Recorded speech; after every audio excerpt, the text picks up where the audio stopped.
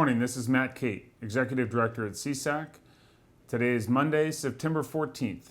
That means the legislature is out of session. So no ties for us here in Sacramento, and a chance to look back and talk a little bit about this particular session and what went well for counties and what work is still left to do. Let me, if I can, go over just a few of the bills that are probably going to impact you the most. The first one I want to talk about is marijuana regulation, obviously a huge issue for counties. We partnered successfully on this issue with our urban county caucus and RCRC to really build and fight what was originally kind of a bad compromise. And we reached a point where we think we got about 90% of what we needed, so we removed our opposition.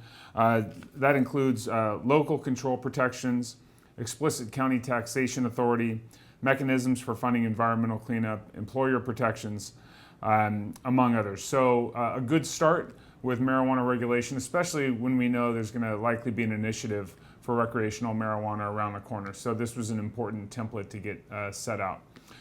Secondly, local governance authority maintained. SCA 8 would have, for our largest urban counties, push the constitutional amendment to allow for a larger number of supervisors. Again, this is core to CSAC, local control. We decide those issues, and so we were able to defeat that.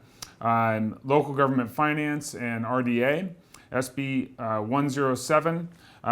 This had some key local government finance cleanup provisions for specific counties, including ending the negative bailout, correcting tax equity allocations, and forgiving ERAF calculation errors.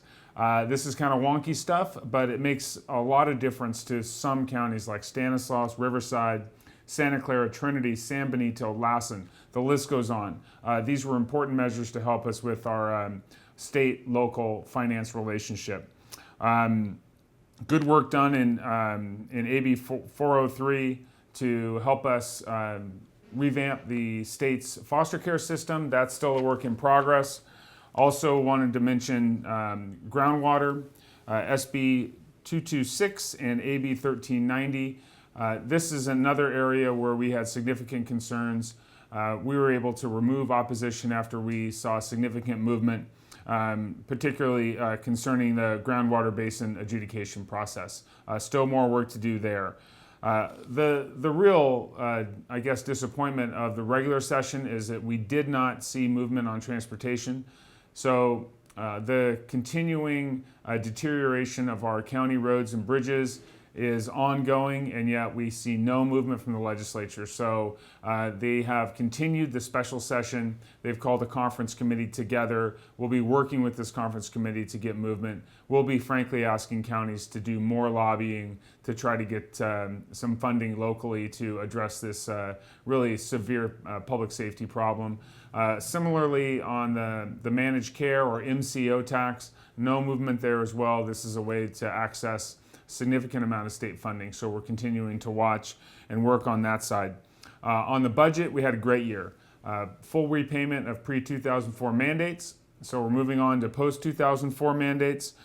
We got the first payments on payment in lieu of taxes locally, and $9.6 million in Public Records Act funding for our costs, our mandates associated with fulfilling our PRA requirements. And finally, $245 million for the county administration of the Medi-Cal program. So I know that's a lot, but that's all what's happened over the course of this session. We'll continue to work on transportation and MCO.